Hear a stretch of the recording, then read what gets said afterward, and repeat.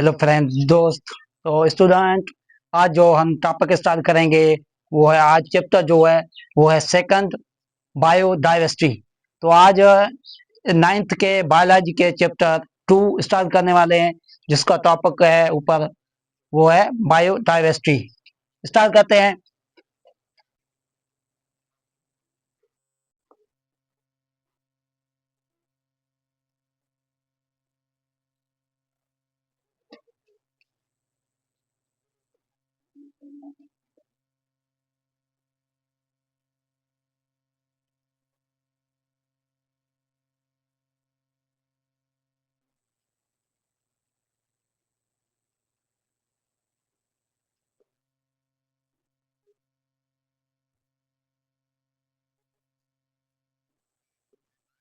Biodiversity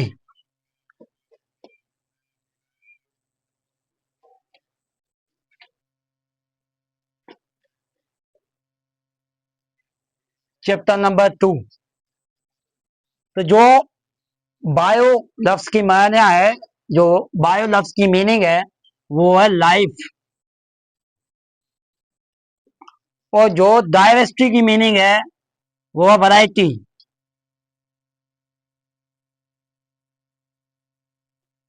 variety. तो biodiversity means जो living things है ऑल ओवर वर्ल्ड में, उसकी जो वैरायटीज है, स्पेसीज है, उसको बोला जाता है बायोडाइवर्सिटी। तो इस पूरी दुनिया में जो साइंटिफिक ने खोज किया है, खोज करके निकाला है, वो कितने स्पेसीज हैं? 10 million. 10 million biodiversity species scientist ने खोज किया है। इसमें से जो है प्लांट्स है, animals and other species. Species तो इसमें से जो प्लांट्स है, एनिमल्स है एंड स्पेसीज है, तो इसमें से हमारे को इतना मालूम नहीं है। तो जो ये स्पेसीज है 10 मिलियन, तो हमारे इतना खास मालूम नहीं है, लेकिन इसमें से है बर्ड्स है, एनिमल्स है, प्लांट्स है and other species. 2 million species है जो साइंटिस्ट ने खोज किया है, तो वही हम जानते हैं। तो 2 मिलियन, इसमें से कितने? 2 मिलियन। 2 मिलियन स्पेसीज हैं, स्पेसीज हैं जो साइंटिस्ट ने खोज किया, हमने खोज किया है इस धरती पे। बायोडाइवर्सिटी में जो इम्पोर्टेंट है वो मेन दो इम्पोर्टेंट चीज, एक जो है वो है वैरायटी, बायोडाइवर्सिटी। बायोडाइवर्सिटी दूसरा जो है वो है वैरायटी, बायोडाइवर्सिटी। देख लेते हैं वो फैक्टर कौन से हैं।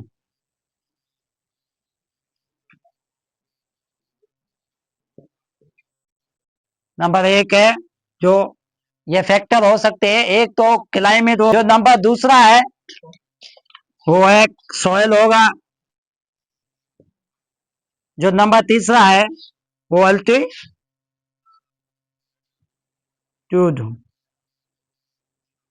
एल्टीट्यूड होगा। जो क्लाइमेट है वो इस धरती पे मुख्तलिफ होती है।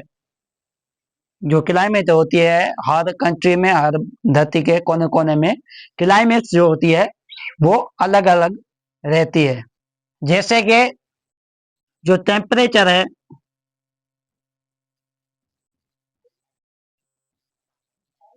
टेम्परेचर वो लो होना, गिरो होना, जैसे कि कभी कभी हमारे पास गर्मी होती है, कभी किसी किसी इलाकों में सर्दी होती है, तो हमारे पास गर्मी होती है। यह सारा क्लाइमेट्स का ही रोल होता है। तो स्टूडेंट, जो क्लाइमेट से ही होते हैं वो हमारे को बताते हैं कि वहां पे कितनी बायोडाइवर्सिटी है और कितनी जो वैरायटी है वो कितनी है। तो ये क्लाइमेट से सारे बताते हैं। आगे बात सॉइल की। तो सॉइल जो है वो डेजर्ट सॉइल डेजर्ट इलाकों में होती है। तो वहाँ जो क्लाइमेट्स हो गए, वो सॉइल जो होती है वहाँ गर्मी ज्यादा होगी और वहाँ बारिश नहीं होगी, तो वहाँ प्लांट्स कम होंगे, प्लांट्स जो होंगे वो होंगे कम। तो इसलिए वहाँ बारिशें भी कम होगी और वहाँ एनिमल्स भी नहीं होंगे। तो हमारा जो इलाका है वो डेजर्ट है और ये थार डेजर्ट है। तो हमारे पास यहाँ प्लांट्स होते हैं लेकिन कम है बनस्पत के दूसरे इलाकों से। तो ये है सॉइल।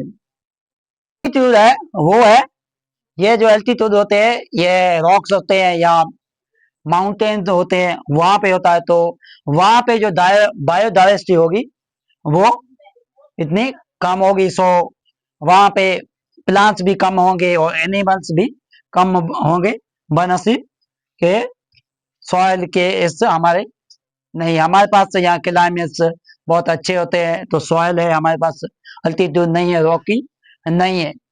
तो हम खुश नसीब हैं। तो आप जो इलाके में रह रहे हैं वो कमेंट करें और लाइक भी कर दें, अपने कमेंट अपने इलाके का नाम नीचे लिख दें। तो जो ये तीन है, इन्हीं फैक्टर्स की वजह से हम डायवर्सिटी वहाँ मेयर कर सकते हैं या बता सकते हैं कि क्या होता है वहाँ पे, क्या नहीं। क्लाइमेट चेंज होते हैं, सॉइल एल्टीट्यूड वहाँ जहाँ होता है वो बायोडाइवर्सिटी हमको बताएगी।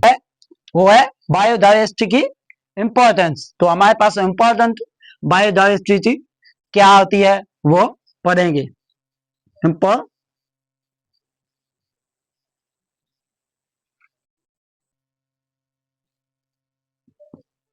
इम्पोर्टेंस है, सबसे पहले इसको जो इम्पोर्टेंस है वो क्या है, हमारा जो इकोसिस्टम है उसको बायोडाइवर्सिटी ने स्टेबल करके रखा है उसने।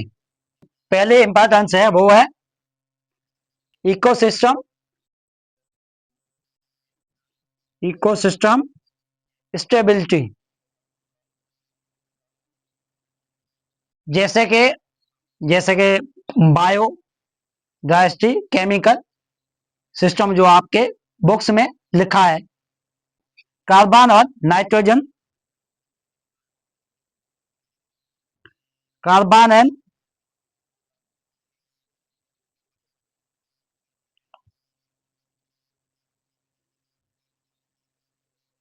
नाइट्रोजन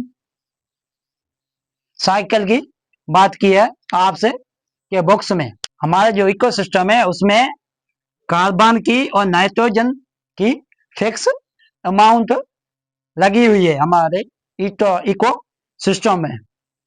जो बायोडाइवर्सिटी है वो इसको अमाउंट को स्टेबल करके रखती है। देखें हमारे एटमॉस्फेयर में नाइट्रोजन कितना परसेंटेज है, 78%।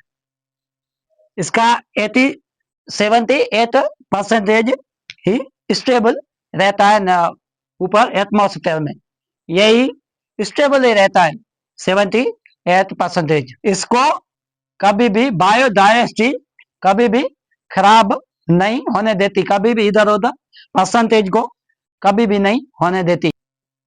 कार्बन का भी हमारे एटमॉस्फेयर में रोल है, वो कितना है 0.03%। तो अब जो नेक्स्ट है स्टेप वो है क्लाइमेट रेगुलेशन। क्लाइमेट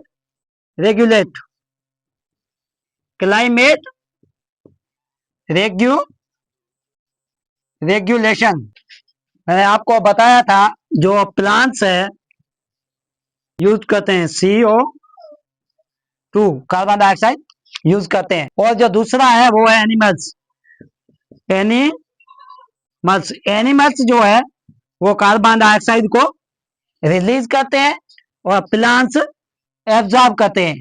इसका दोनों का जो क्लाइमेट है वो बायोडाइवर्सिटी कैसे मेंटेन करती है। तो हमारी अर्थ पे पहले से आज के इस वक्त में जो क्लाइमेट चेंज हुई है वो बायोडाइवर्सिटी हम कह सकते हैं, क्योंकि हमारी जो अर्थ पे कार्बन डाइऑक्साइड फैक्ट्रियों की वजह से जो फ्यूम निकलते हैं, वो धुएं निकलते हैं, जो कार्बन डाइऑक्साइड निकलती है, उसकी वजह से हमारा जो क्लाइमेट है वो अफेक्ट हुआ है, वो और हीट ज्यादा हुआ है। वो किस के लिए?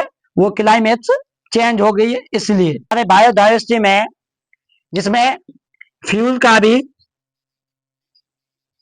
फ्यूल का रोल है और फूड का भी होता है और मेडिसिन में भी होता है। मेडिसिन में भी होता है। जो प्लांट्स होते हैं वो हमारे को 90% मेडिसिन प्रोवाइड करते हैं। तो आज का टॉपिक यही था, बायोडाइवर्सिटी और इंट्रोडक्शन ऑफ 2 चैप्टर। तो उम्मीद करता हूँ, आई होप ये वीडियो आपको अच्छा लगा होगा। मेरी ये सारी जो आपको आज मैंने नॉलेज दी है ये अच्छी लगी है। अगर अच्छी लगी है तो वीडियो को लाइक कर दें और चैनल पे नए हो तो चैनल पे सब्सक्राइब कर दें। मिलते हैं नेक्स्ट वीडियो में नेक्स्ट टॉपिक पे। तो चलते हैं। Thank you so much.